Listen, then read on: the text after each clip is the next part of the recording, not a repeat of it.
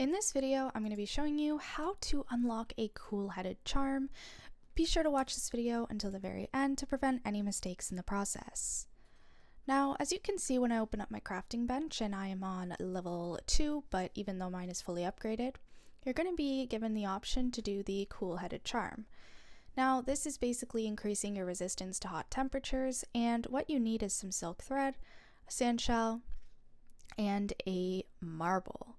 Now, these are fairly easy to find. Marbles is obviously something that you can find within the caves. We also have a video on that.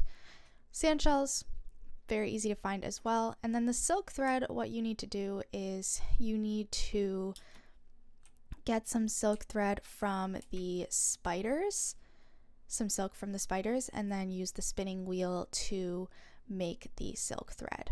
That's really all there is to it. Be sure to leave a like, comment, and subscribe to the channel. Thanks for watching. See you in the next video.